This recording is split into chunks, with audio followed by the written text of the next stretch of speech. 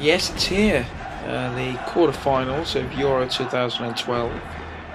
Spain take on the mighty England in a match of football where both teams will try to kick the spherical object into the pre-designated scoring zones. 11 men on each team, both trying to score in opposite scoring zones.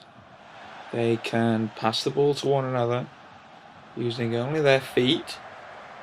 Well, not just their feet, anything but their arms, really. They could pass it around with their penis as if they were that well endowed.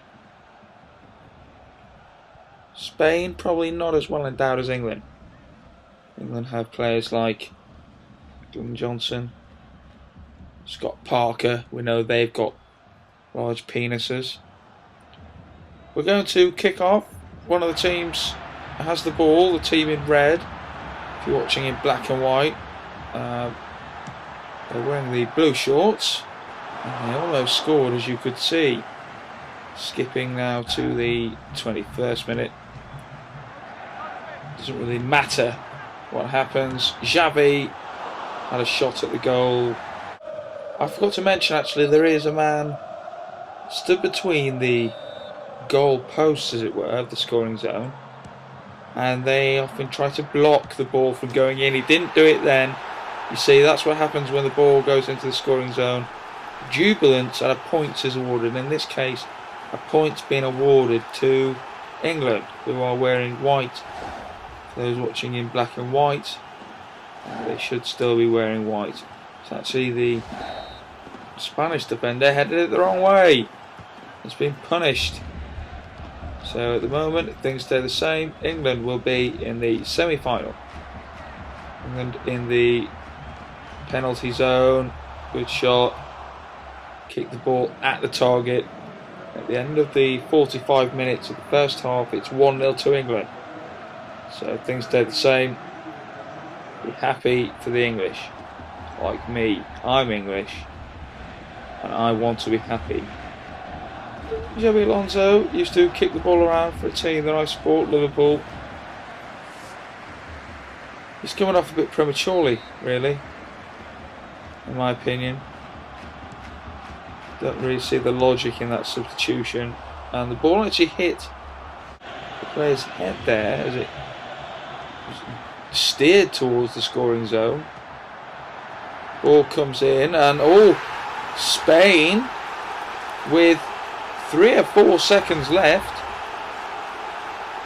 has actually managed to. Did it cross the line? Did it cross the line? Oh yes. I'm not so sure. Has to cross the line, you see, to be counted.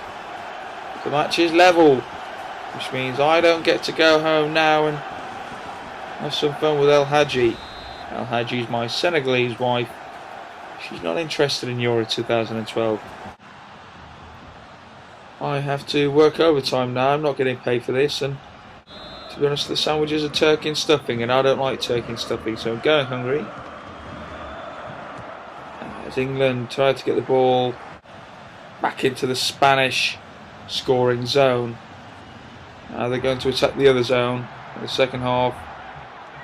Looks like Spain are the most likely to put the ball into the net around the perimeter of the scoring zone, kicking the ball to one another in a fashion of teamwork, and almost like the one that did break the barrier before, except this time it didn't go into the scoring zone, it went just wide of the scoring zone. Now England have the ball, and there are few Spanish defenders. Ball still being held at the feet of an Englishman. Edge of the box now. Looks offside. And England have done it. England have put the ball in the back of the net on more occasions than the Spanish today, and therefore have won the game. And it's 3 points, I think. Even though it's the quarterfinals and not a group stage, I give him 3 points. Because Wayne Rooney has actually parked a disabled parking space in the car park, and I don't think England should be allowed to win after that. But there you go. England have won. They'll play in the semi-finals, I believe, Poland, and I think England could go all the way. I think England could be the team who put the ball into the scoring zone on more occasions than their opponents on the most occasions, and actually be the team that lifts the trophy at the end. It was a good game by